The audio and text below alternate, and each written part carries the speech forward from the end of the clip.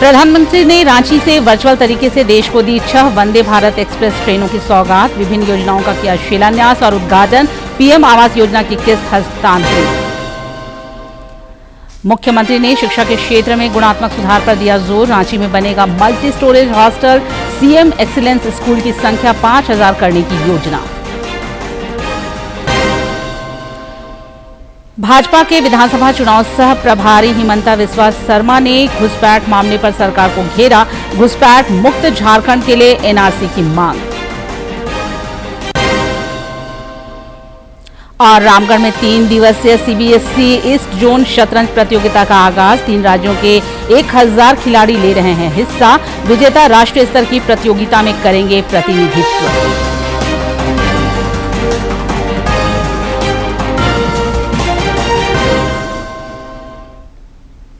नमस्कार, खबरें झारखंड में आपका स्वागत है। मैं हूं निशा दीपिका सोरेन और अब समाचार विस्तार से।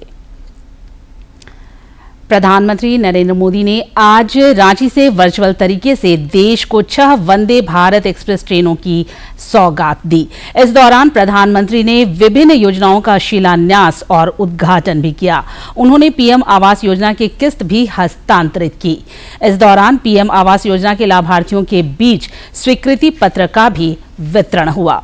अपने वर्चुअल संबोधन में प्रधानमंत्री ने कहा कि इन वंदे भारत ट्रेनों से कारोबारियों और छात्रों को लाभ तो मिलेगा ही, पर्यटन विभाग को बढ़ावा मिलेगा। श्री मोदी ने कहा कि पीएम आवास योजना से रोजगार के अवसर भी बढ़ेंगे। इस सिलसिले में जमशेदपुर में आयोजित कार्यक्रम में कई गणमान्य लोग मौजूद थे।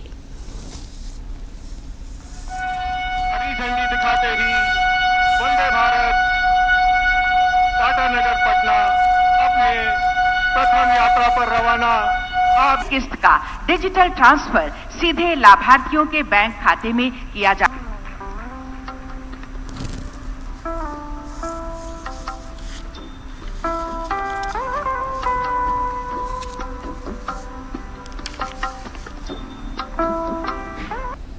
साथियों, एक समय था जब आधुनिक सुविधाएं, आधुनिक विकास देश के केवल कुछ शहरों तक सीमित रहता था। झारखंड जैसे राज्य आधुनिक इंफ्रास्ट्रक्चर और विकास के मामले में पीछे छूट गए थे, लेकिन सबका साथ सबका विकास के मंत्र ने देश की सोच और प्राथमिकताओं को बदल दिया है। अब देश की प्राथमिकता देश का गरीब है।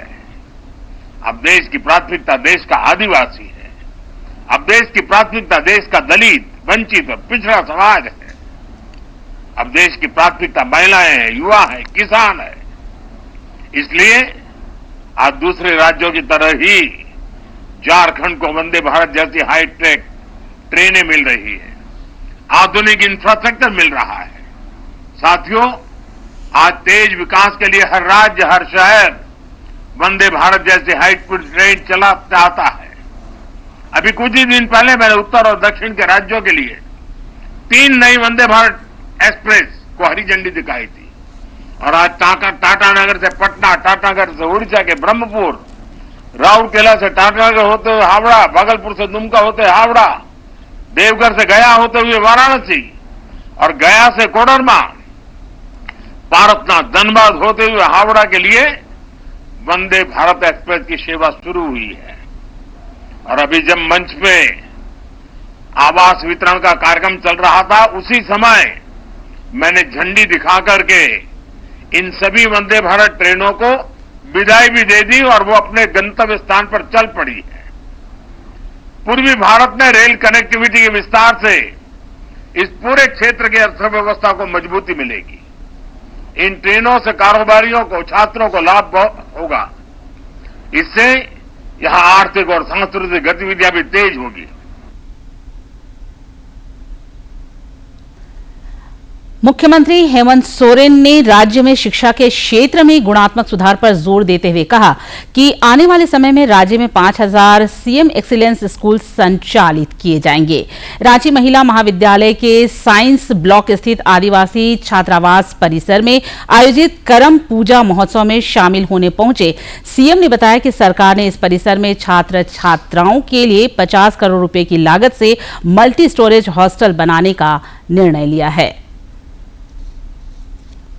मुख्यमंत्री हेमंत सोरेन और विधायक कल्पना सोरेन कल रांची स्थित महिला महाविद्यालय के साइंस ब्लॉक स्थित आदिवासी छात्रावास परिसर में आयोजित करम पूजा महोत्सव में सम्मिलित हुए। इस अवसर पर मुख्यमंत्री ने अखरा में पूजा अर्चना की तथा करमडाली को प्रणाम कर देश और राज्य के सुख समृद्धि शांति और उन्नति की कामना की।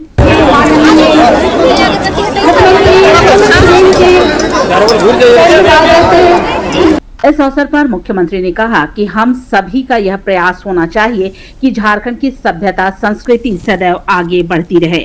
उन्होंने बताया कि सरकार ने महिला महाविद्यालय के साइंस ब्लॉक में छात्र छात्राओं के लिए 50 करोड़ रुपए की लागत से मल्टी स्टोरेज हॉस्टल बनाने का निर्णय लिया है। मुख्यमंत्री ने कहा कि अब उनकी सरकार ने यह निर्णय लिया है कि कल्याण विभाग के अंतर्गत संचालित सभी छात्रावासों में राज्य सरकार द्वारा बच्चों को निःशुल्क भोजन उपलब्ध कराया जाएगा। छात्र और छात्राओं के लिए मल्टी स्टोरेज हॉस्टल बनाने के लिए हम लोगों ने निर्णय लिया। लगभग 50 करोड़ की योजना होगी और मुझे लगता है ये हॉस्टल इस रात का एक अद्भुत और आधुनिक व्यवस्थाओं से लैस होगा। मुख्यमंत्री ने शिक्षा के क्षेत्र में गुणात्मक सुधार पर जोर देते हुए कहा कि इसी कड़ी में राज्य सरकार ने सीएम एक्सीलेंस स्कूल की शुरुआत की है। पहले चरण में 80 विद्यालयों को सीएम एक्सीलेंस स्कूल के रूप में अपग्रेड किया जा चुका है। आने वाले समय में राज्य में 5000 सीएम एक्सीलेंस स्कूल संचालित किए जाएंगे। मुख्यमंत्री ने कहा कि सरकार की यह कोशिश है कि आदिवासी, मूलवासी, गरीब, किसान सहित सभी वर्ग के बच्चे भी निजी विद्यालयों के तर्ज पर शिक्षा ग्रहण कर सकें। सीएम एक्सीलेंस स्कूल स्टार्ट किए। पहले चरण में 80 विद्यालय को यहाँ पूरे राज्य में हम लोगों ने चालू किया और ये आने वाला समय में लगभग 5000 तक मुझे ले जाने का है। इस अवसर पर विधायक शिल्पी नेहा तिर्की सहित अन्य गणमान्य लोग उपस्थित थे। रांची से ब्यूरो की रिपोर्ट। गृह मंत्री अमित शाह ने कहा है कि आतंकवाद से बेहतर तरीके से मुकाबले के लिए एनआईए और राज्य आतंकरोधी दस्ते के बीच और अधिक तालमेल की जरूरत है। कल नई दिल्ली में राष्ट्रीय सुरक्षा कार्य नीति सम्मेलन में उन्होंने यह बात कही। भाजपा के विधानसभा चुनाव सह प्रभारी हिमंता बिस्वा शर्मा ने घुसपैठ मामले पर सरकार को फिर घेरा है।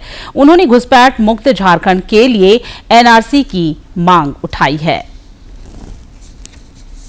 ये बताया गया है कैसा आदिवासियों का संख्या निरंतर हट रहा है। ये हलफनामा का बात मुख्यमंत्री जी को बोलने के लिए और क्या रह गया है। आज घुसपैठियों का कारण आदिवासियों का अस्तित्व, आदिवासियों का अस्मिता, ये दोनों खतरा में है और 10 साल ऐसे रहेगा। ये डिलिमिटेशन का बाद आदिवासियों का हाथ में कुछ भी नहीं रहेगा। जैसे आदिवासी का संख्या हट रहा है, आज अगर नया डिलिमिटेशन होता है, कॉन्स्टिट्यूएंसी का पुनर्विन्यास होते हैं, तो संथाल में कितना ट्राइबल सीटें रहेगा, कितना आदिवासी सीटें रहेगा। आदिवासियों का हाथ से सब कुछ निकाल जाएगा। तो डिलिमिटेशन का पहले घुसपैठियों का शिनाख्त करना और घुसपैठियों को बाहर निकालना, ये हमारा सबसे बड़ा काम है। बरकट्टा के विधायक अमित यादव, गांडे के पूर्व विधायक जयप्रकाश वर्मा और प्रशासनिक सेवा से सेवानिवृत्त नवनीत हेम्ब्रम ने कल रांची में भाजपा की सदस्यता ग्रहण की।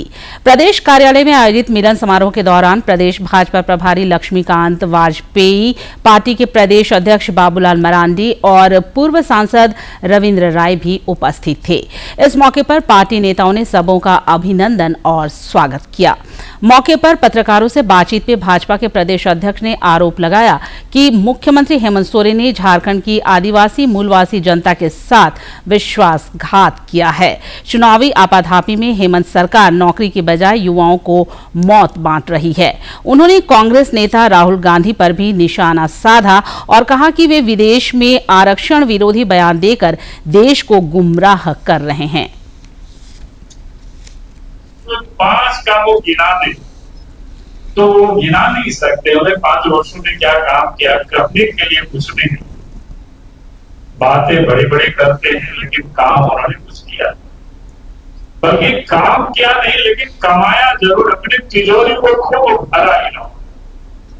आज सरकार तो कांग्रेस, जेएमएम, राजद इन लोगों की सरकार, तो इसलिए मैं बार बार कहता हूं कि ये सरकार, ये जो परिवार पर पैसे की ये लोग राजनीति करते हैं, चाहे कांग्रेस पार्टी हो चाहे झारखंड मुक्ति मोर्चा हो। अब तो पति पत्नी तक की, पहले लालू यादव की पार्टी कोई, हम लोग पति पत्नी और परिवार की मानते थे, अब तो इनका भी है। तो ये आज इस प्रदेश की स्थिति है। पूर्व मुख्यमंत्री चंपई सोरेन ने जानकारी दी है कि संताल परगना में बांग्लादेशी घुसपैठियों की बढ़ती दखल के खिलाफ कल पाकुड़ के हिरणपुर प्रखंड अंतर्गत डांगापाड़ा फुटबॉल मैदान में मांझी परगना महासम्मेलन का आयोजन किया गया है। इस महासम्मेलन में घुसपैठ की समस्या का कारण समझने और समाधान तलाशने पर मंथन होगा।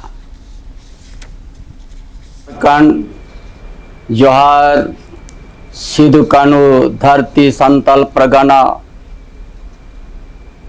हिरणपुर डांगापाड़ा माझी महल महासम्मेलन रे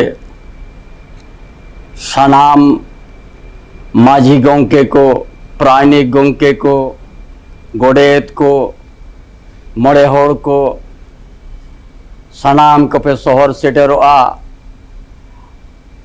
और सान्ताल परगना धरती रे आबोआ समाज रे आरिचाली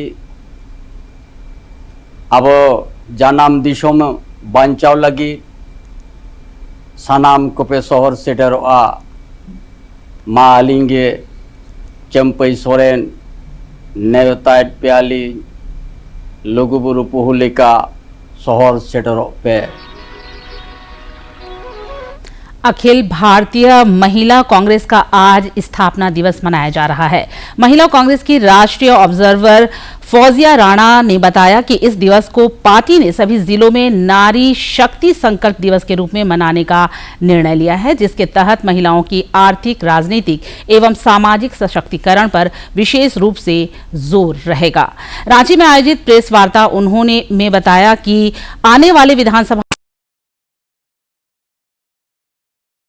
निर्णय लिया गया है। इस अवसर पर झारखंड प्रदेश महिला कांग्रेस की अध्यक्ष गुंजन सिंह भी मौजूद थी।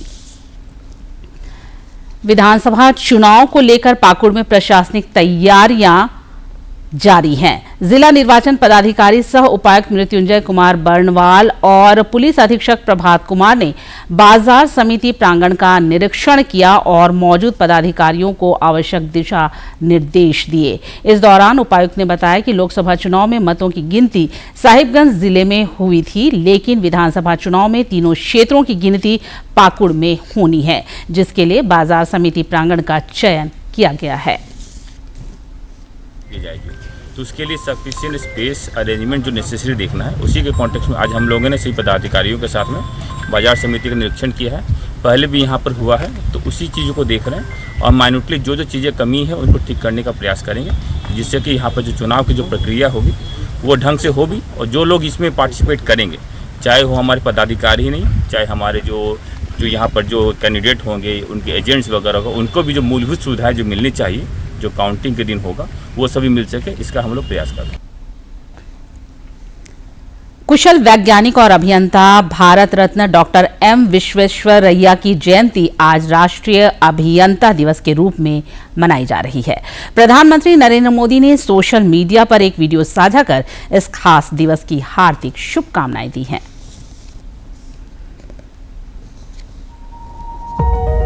आज हम इंजीनियर दिवस मना रहे हैं। ये दिन देश के महान इंजीनियर एम विश्वेश्वरैया जी, उनकी जन्म जयंती का है, उन्हीं की स्मृति को समर्पित है। कावेरी नदी पर उनके बनाए कृष्णराज सागर बांध से आज भी लाखों की संख्या में किसान और जन सामान्य लाभान्वित हो रहे हैं। देश के उस हिस्से में तो वो पूजनीय है ही, बाकी पूरा देश भी उन्हें बहुत ही सम्मान और आत्मीयता के साथ याद करता है। हमारे भारतीय इंजीनियरों ने हमारे देश के निर्माण में और दुनिया में भी अभूतपूर्व योगदान किया। चाहे काम को लेकर समर्पण हो या उनकी बारीक नजर भारतीय इंजीनियरों की दुनिया में एक अलग ही पहचान है। ये एक सच्चाई है और हमें गर्व है कि हमारे इंजीनियर देश के विकास को मजबूती से आगे बढ़ा रहे हैं, देशवासियों के जीवन को बेहतर कर रहे हैं। मैं इस अवसर पर सभी इंजीनियरों को उनकी निर्माण शक्ति को आदरपूर्वक नमन करता हूं।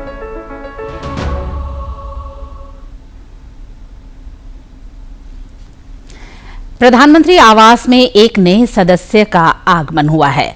दरअसल प्रधानमंत्री आवास में गाय ने एक ऐसे बछड़े को जन्म दिया है जिसके माथे पर ज्योति का प्रतीक है, इसलिए प्रधानमंत्री ने इसका नाम दीप ज्योति रखा है।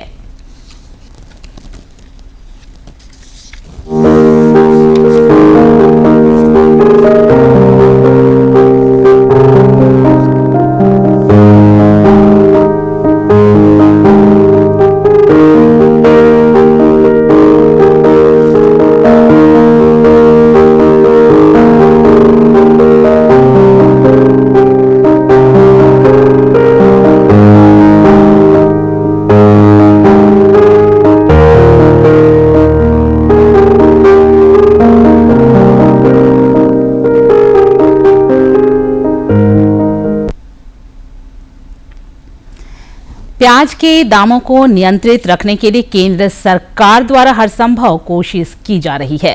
केंद्रीय उपभोक्ता मामलों की सचिव निधि खरे ने बफर स्टॉक के प्याज को सस्ते दरों पर बेचने का निर्देश दिया है। इस क्रम में रांची सहित आधा दर्जन बड़े शहरों में 35 रुपये प्रति किलो की दर से प्याज की बिक्री शुरू हो गई है।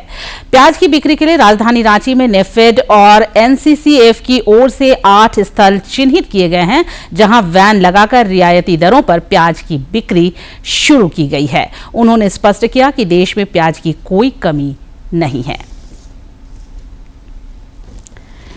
गिरिडीह में डीलर संघ के फेयर प्राइस शॉप एसोसिएशन के बैनर तले अनुमंडल स्तरीय कार्यक्रम का आयोजन किया गया। कमीशन बढ़ाने समेत अन्य मांगों को लेकर इस बैठक में रणनीति बनाई गई। इस कार्यक्रम में विधायक विनोद कुमार सिंह और संघ के अध्यक्ष राजेश बंसल मौजूद थे। कार्यक्रम को संबोधित करते हुए विधायक विनोद कुमार सिंह ने कहा कि डीलर संघ की जो भी मांगे हैं वो जायज हैं। बीते कोरोना काल के दौरान भीषण स्थिति में भी डीलरों ने जान जोखिम में डालकर अनाज वितरण करने का काम किया और इसके बावजूद सरकार के द्वारा जो राशि दी जानी चाहिए थी वो नहीं मिली। चल रही थी और कई मांगे तो बिल्कुल कि उस कोविड के दौर में जब लोगों को अपनी जान की आन की पड़ी थी, तमाम लोग बाहर से आकर के घरों में आ गए थे, तब जो राशन दिया जा रहा था और उसके बावजूद उस राशन की राशि उसके जो है तमाम जो है कि कमीशन जो है केंद्र सरकार के द्वारा नहीं दिया गया, ये तो दुर्भाग्य है। ये दूरदर्शन आज अपनी स्थापना का 65वीं स्थापना दिवस मना रहा है। टेलीविजन प्रसारण की शुरुआत 15 सितंबर 1959 को दूरदर्शन से हुई थी। तत्कालीन राष्ट्रपति डॉक्टर राजेंद्र प्रसाद ने इसके पहले प्रसारण का उद्घाटन किया था। दूरदर्शन का ये लोगो, सत्यम शिवम सुंदरम का मूल मंत्र और ये सिग्नेचर ट्यून आज भी करोड़ों दिलों में जिंदा है। भले ही आज टीवी चैनलों और कार्यक्रमों की बाढ़ आ गई हो, लेकिन दूरदर्शन की पहुंच का मुकाबला करना अभी भी किसी के बस की बात नहीं है। दूरदर्शन आज दुनिया के सबसे बड़े टेलीविजन नेटवर्क में से एक है। भारत में टेलीविजन के इतिहास की कहानी भी दूरदर्शन से ही शुरू होती है। 15 सितंबर 2024 को दूरदर्शन की स्थापना के 65 वर्ष पूरे हो गए हैं। दरअसल इसी दिन 1959 को प्रायोगिक तौर पर दूरदर्शन की शुरुआत की गई थी। 1965 में ये एक सेवा बन गया, जब दूरदर्शन ने देश की राजधानी नई दिल्ली और उसके आसपास के घरों के टेलीविजन सेट तक पहुंचने के लिए सिग्नल प्रसारित करना शुरू किया। 1972 तक दूरदर्शन की सेवाएं मुंबई और अमृतसर तक और फिर 1975 तक 7 अन्य शहरों में बढ़ा दी गई। 1 अप्रैल 1976 को ये सूचना और प्रसारण मंत्रालय में एक अलग विभाग बन गया। 1982 में दूरदर्शन के राष्ट्रव्यापी प्रसारण की शुरुआत हुई और एशियन गेम्स की पूर्व संध्या पर दूरदर्शन श्वेत श्याम से रंगीन हो गया। देश की कई पीढ़ियां दूरदर्शन देखकर बड़ी हुई हैं। जहां तक समाचारों की विश्वसनीयता और लोक प्रसारक की भूमिका और मनोरंजन के माध्यम की बात है, तो दूरदर्शन का कोई मुकाबला नहीं है। रामायण, महाभारत, चित्रहार, रंगोली, हम लोग, बुनियाद, कृषि दर्शन, चंद्रकांता और उड़ान जैसे पुराने दौर के कार्यक्रमों से लेकर आज के समय में राष्ट्रीय और अंतर्राष्ट्रीय घटनाओं की हाईटेक कवरेज की बात हो, दूरदर्शन सभी आयु वर्ग के लोगों का पसंदीदा प्रसारण माध्यम बना हुआ है। मुझे बड़ी खुशी है, दूरदर्शन 65 साल की सफल यात्रा पूर्ण कर रहा है और 65 साल में दूरदर्शन अब अपनी जवानी पर है। और दूरदर्शन हम बचपन से हमें याद है, जब हम लोग टीवी देखना शुरू किए थे तब से दूरदर्शन ही सबके मस्तिष्क पे है। और दूरदर्शन की जो अब की यात्रा है उसमें जो पुराने यादें हैं, पुरानी यात्राएं हैं, उनको भी सामने लाकर और दूरदर्शन को अपने पुराने ग्लोरी में हमको लाना है। जहां तक स्वास्थ्य, शिक्षा और महिला सशक्तिकरण जैसे विषयों पर कार्यक्रमों का सवाल है, ये देश के सामाजिक आर्थिक ताने बाने को समृद्ध बनाने में भी बड़ा योगदान कर रहा है। दिन प्रतिदिन दूरदर्शन दर्शकों की संख्या के मामले में नए रिकॉर्ड बना रहा है। स्वतंत्रता दिवस समारोह हो या गणतंत्र दिवस परेड, दूरदर्शन के प्रसारण का कोई जवाब ही नहीं। भारत की आबादी का एक बड़ा हिस्सा ऐसा है जिसने पहली बार स्क्रीन देखी तो दूरदर्शन देखा। ऑडियंसेस की सेवा करने के लिए, उनको नया नया कंटेंट देने के लिए, उनको जानकारी देने के लिए, उनका मनोरंजन करने के लिए दूरदर्शन जैसे पहले कृत संकल्प था वैसे ही आज भी है। सब मिलजुल करके मनाएं DD at 65, देश का अपना चैनल, देश का पहला चैनल। दूरदर्शन ने अकेले हमें इतना कुछ दिया है कि आज के 100 चैनल भी मिलकर नहीं दे सकते। उसकी विश्वसनीयता ही उसकी USP है।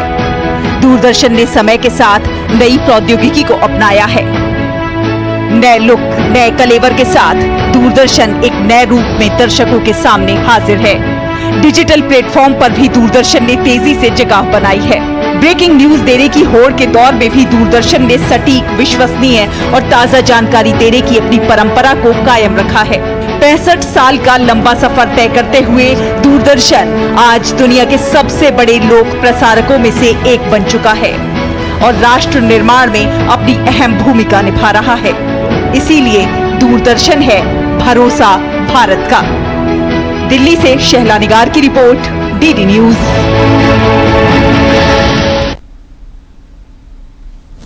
जानते हैं मौसम का हाल। बंगाल की खाड़ी में बना निम्न दबाव का क्षेत्र गहरे निम्न दबाव के क्षेत्र में तब्दील होकर आगे की ओर बढ़ रहा है, जिसके प्रभाव से आज कई क्षेत्रों में अत्यंत भारी बारिश हो सकती है, जिसके लिए मौसम विज्ञान केंद्र द्वारा रेड अलर्ट जारी किया गया है। आज राज्य के दक्षिणी, पश्चिमी और उससे सटे मध्य भागों में अत्यंत भारी बारिश की संभावना है। आज उत्तरी और दक्षिण मध्य झारखंड में भी भारी से बहुत भारी बारिश हो सकती है। उत्तर पश्चिमी और दक्षिणी पश्चिमी हिस्सों में भी भारी बारिश की संभावना है। प्रधानमंत्री नरेंद्र मोदी 29 सितंबर को आकाशवाणी पर मन की बात कार्यक्रम के माध्यम से देश विदेश के लोगों के साथ अपने विचार साझा करेंगे। आम लोग इस कार्यक्रम को लेकर विचार और सुझाव टोल फ्री नंबर 1800-117800 पर दे सकते हैं। नरेंद्र मोदी ऐप या माई गॉव ओपन फोरम पर भी विचार साझा किए जा सकते हैं।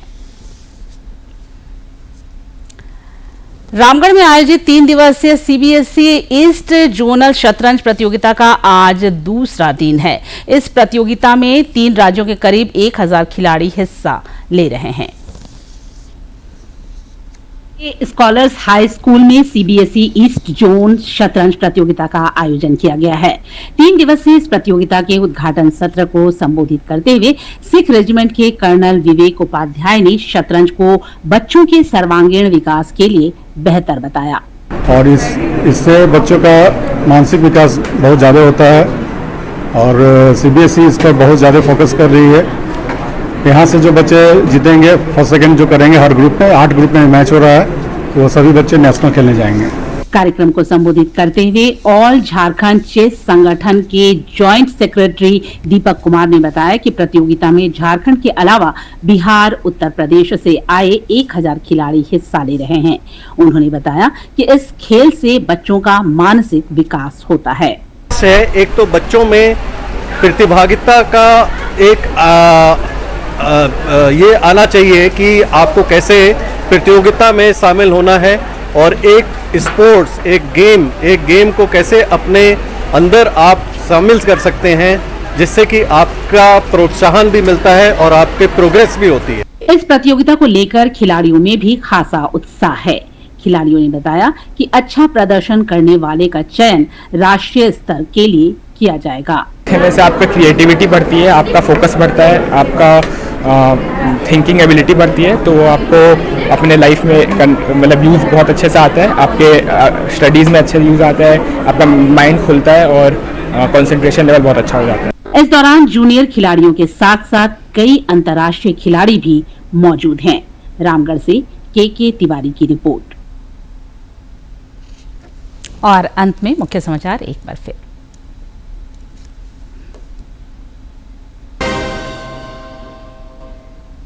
प्रधानमंत्री ने रांची से वर्चुअल तरीके से देश को दी 6 वंदे भारत एक्सप्रेस ट्रेनों की सौगात। विभिन्न योजनाओं का किया शिलान्यास और उद्घाटन। पीएम आवास योजना की किस्त हस्तांतरित। मुख्यमंत्री ने शिक्षा के क्षेत्र में गुणात्मक सुधार पर दिया जोर। रांची में बनेगा multi storage hostel. CM excellence school की संख्या 5000 करने की योजना।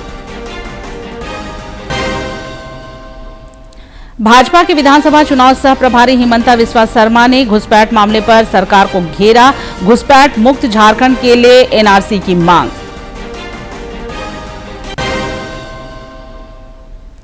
और रामगढ़ में 3 दिवसीय सीबीएसई ईस्ट जोन शतरंज प्रतियोगिता का आगाज। 3 राज्यों के 1000 खिलाड़ी ले रहे हैं हिस्सा। विजेता राष्ट्रीय स्तर की प्रतियोगिता में करेंगे प्रतिनिधित्व।